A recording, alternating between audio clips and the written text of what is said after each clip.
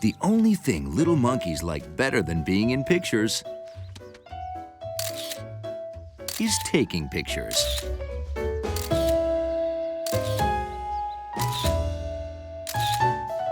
Hey, George! Hey, Bill! Look! Guess what it's of? You'll never guess. Guess!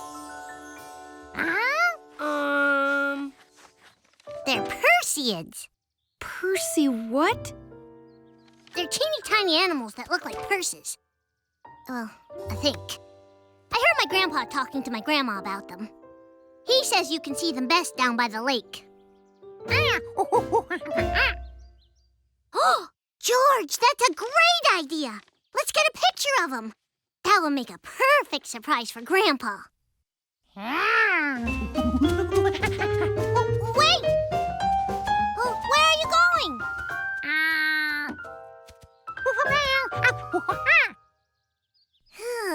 You can only see Perseids at night, George.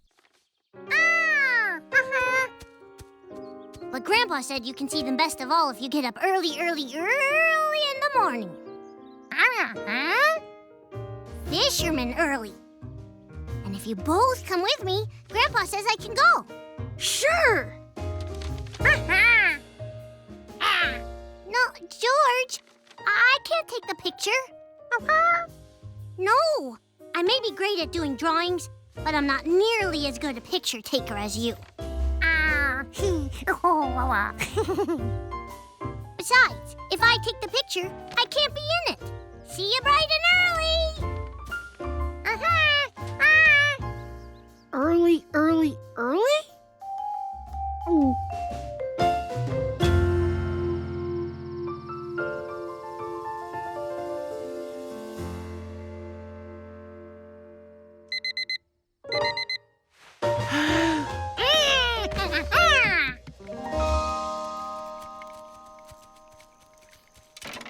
Hey, Allie, George, Bill, what are you doing up so early?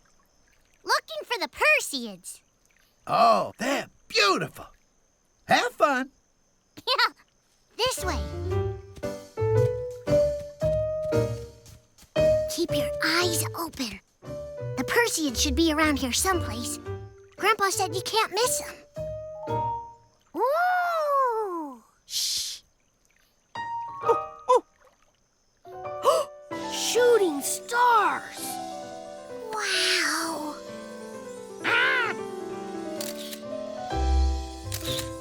Be sure to save some pictures for the Perseids, George. Okay, they're here somewhere. Do you see them? No.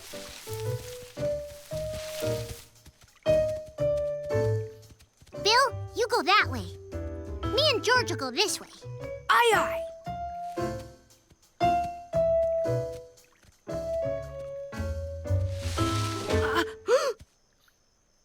I hear something. I hear something. Huh? Here. Hey! Too late. They're gone. Well, of course, because you scared them. Okay. Perseids are delicate, gentle creatures. Like me. Well, this isn't going to work. Yeah. If only we had a way to talk to each other without making any sound.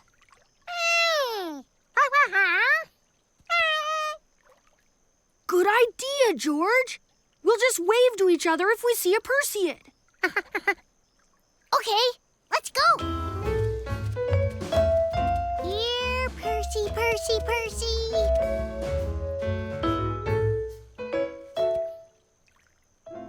He's waving. Bill's trying to tell us something. He's saying, go this way.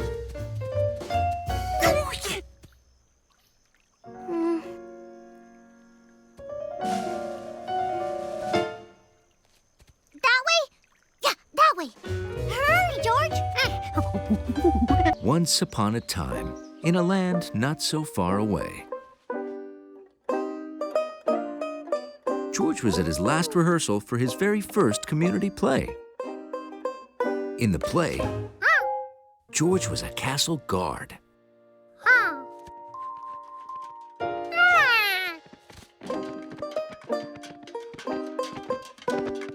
He really wished he were a knight, like Steve and Betsy. Knights got to ride horses and had cool helmets. Plus, knights were really brave. But the man said, "There are no small roles. There are only small monkey actors." So George kept practicing to make sure he said his line right. Sire, 2 riders approacheth. Guard! At last, George's big moment was here.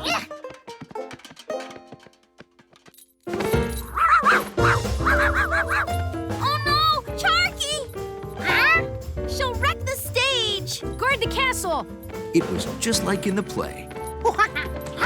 But Charky did not halt. Charky kept right on going.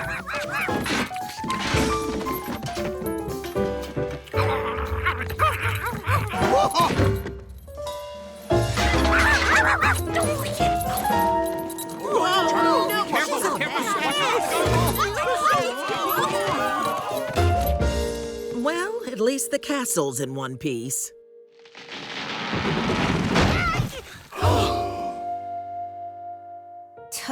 Medieval castles had dragons. We have Charky. Well, we'd better get busy rebuilding the set and the props. We'll get the flag back. You guard the stage, George, in case Charky comes back.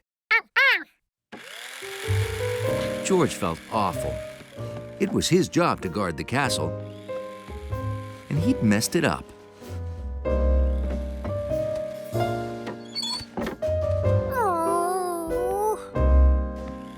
What if Charky came back during the play tonight? He needed some way to keep Charky off the stage for good. But it's hard to think if you've stayed awake all night practicing your one line, especially if your costume was hot and the stage lights were hotter.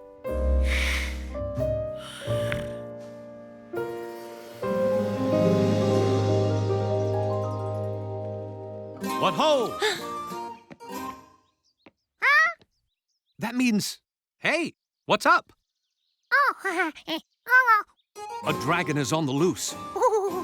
Don't want it getting into the castle again. The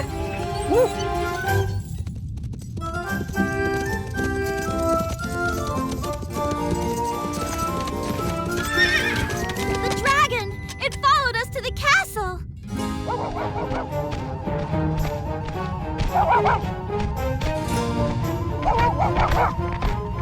Good guard George had to stop the dragon. It would prove his bravery, and the king might make him a knight.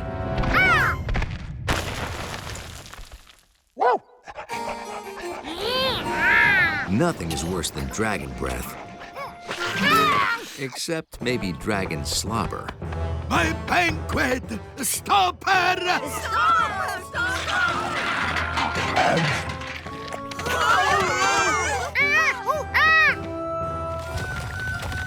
Wizard, can you not stop the beast?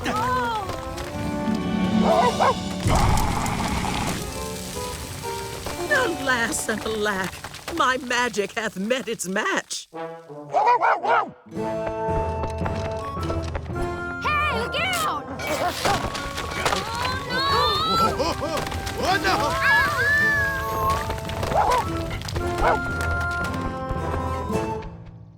The king would never make good guard George a knight now.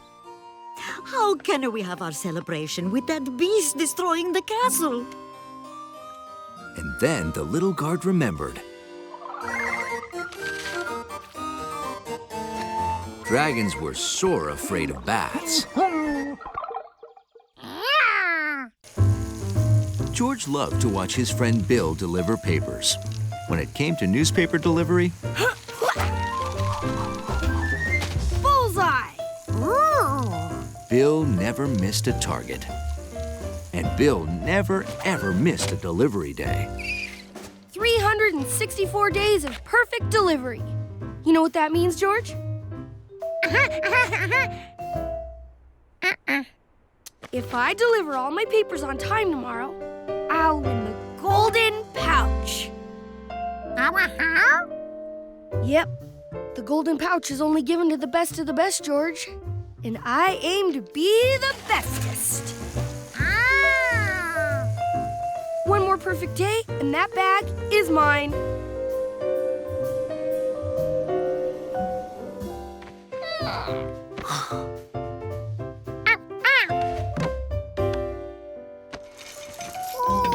But the next day was not perfect.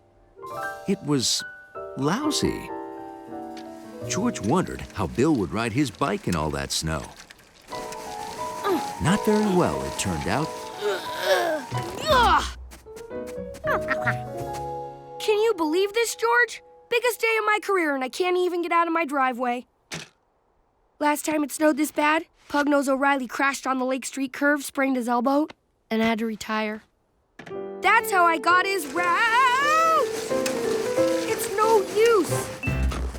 So long, golden pouch.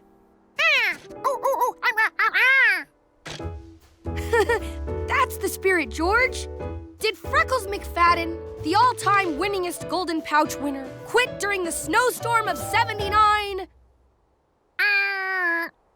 No, he did not. If Freckles didn't quit, neither will I.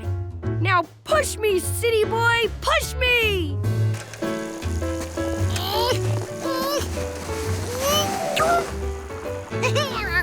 Thanks, George! But the trouble with biking in the snow is, if you manage to get going, you often can't stop.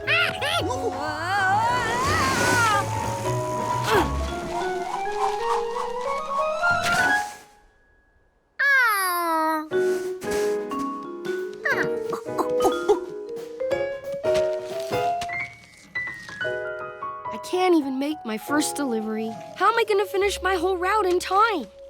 Hey! If you're not delivering papers, want to pull me around in the snow? Bikes did not work well in snow. But that thing did.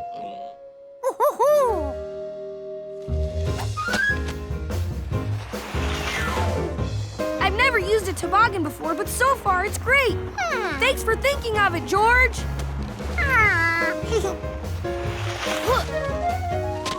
Of course, once we get to the flats, we'll have to pull it. But we'll make such good time on the way down, it won't matter. Good morning. Thanks, boys. Hang on, gotta steer around this curve. How do you steer? Hey, you boys all right?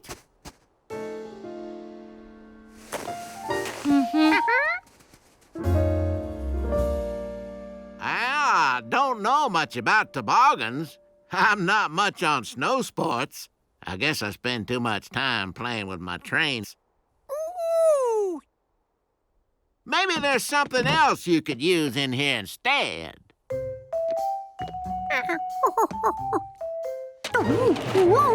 George!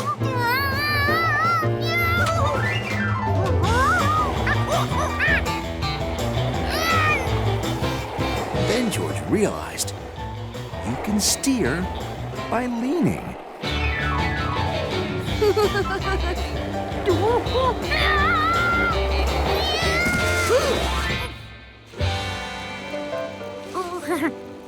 George, you're a genius.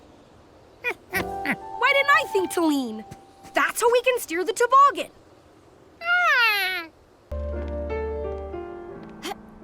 It had been a very sneezy winter. First, George had been sick, and now it was the man with the yellow hat's turn. George hoped his special, cold-fighting, little bit of everything soup would make him feel better.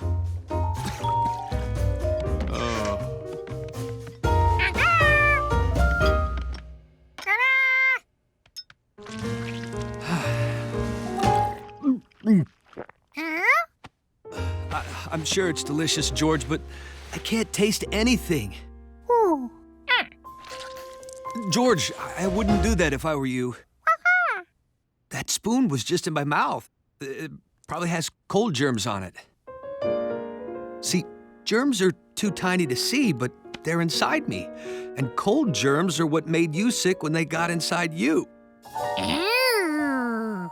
Yep, so be sure to wash your hands.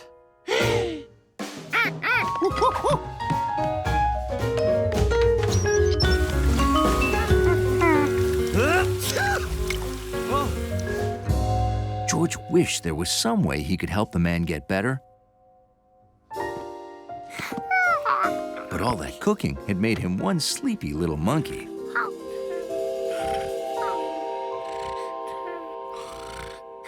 George had just fallen asleep when he heard a strange sound.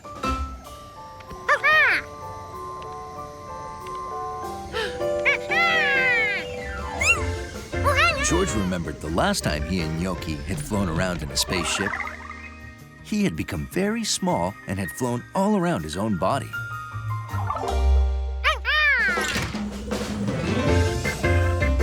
Being small again might help George find those germs that were inside the man with the yellow hat. If George could kick them out, the man might get better.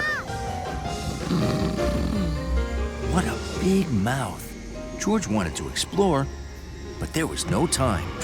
He had germs to find. They headed for the stomach.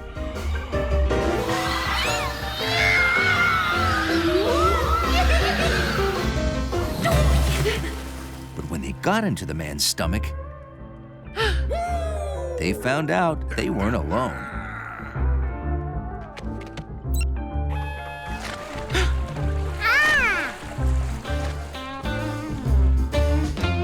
George knew that germ. It was Toots. He and his friends had made George sick before. Now they were playing a concert in the man's stomach. Well, I'm a rambling germ, always out on the go. I'll bring you down and head up to another show. Well, I'm in lots of places, floating free as a wheeze, riding on your silverware or flying on sneeze. 'Cause I'm a rambling germ. Ramble, ramble, ramble. Well, I'm a rambling germ.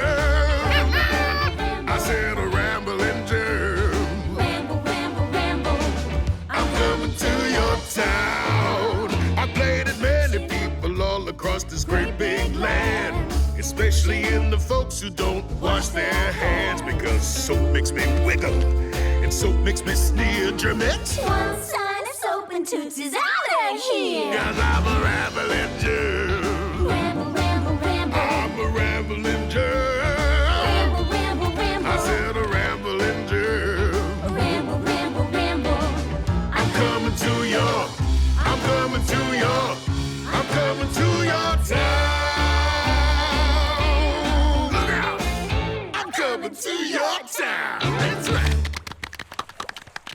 Welcome, germ, to the... Hey, you're no germ. You're that meddling monkey. Quick, run for it. You'll never catch us this time. Never.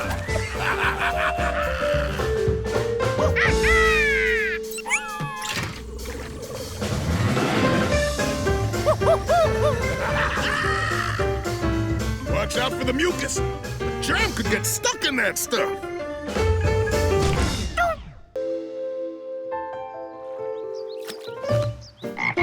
It was a beautiful day on Lake Wanasink Lake.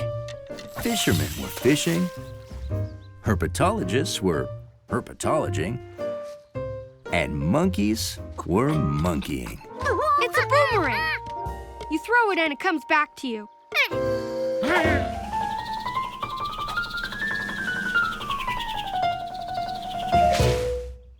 Well, it's supposed to come back.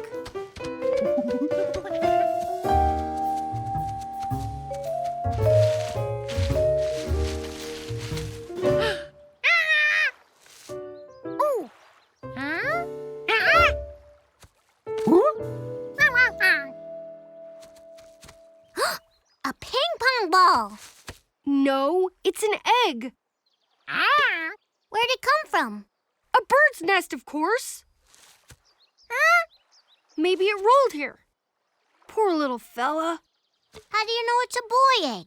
I think it's a girl egg. And I'm gonna name her Tiffany. Still, it's a bad spot for an egg. Eggs are great for some things. The shell lets in air and moisture and keeps out dirt. That's good. But 'cause they're so thin, they let in cold and heat too. That's bad. That's why birds sit on them, so the egg is always the right temperature.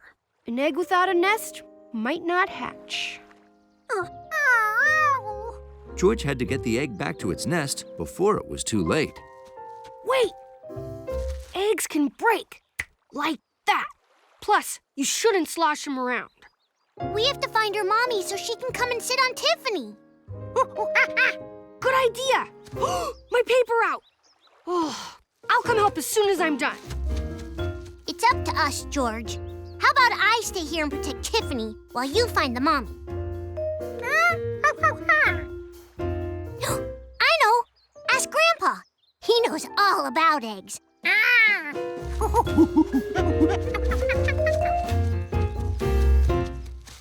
Halt! Yeah.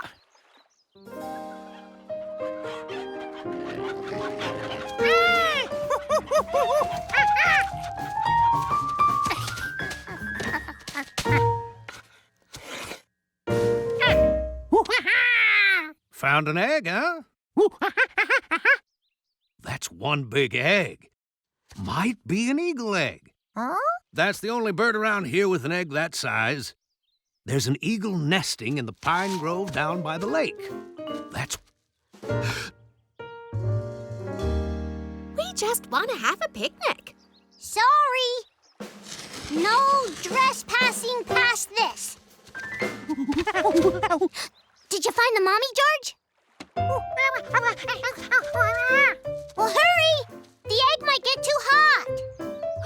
You found an egg? Can we see it?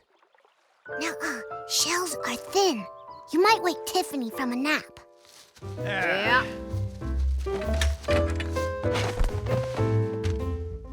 Want some watermelon?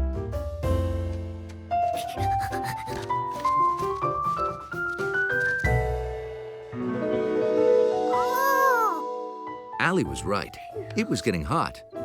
George had to hurry.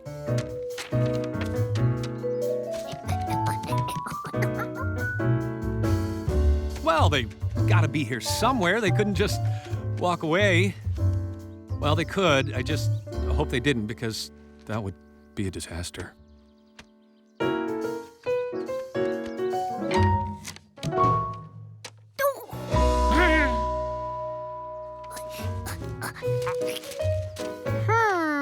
Eagles sure did have big nests. And really big eggs to go in them.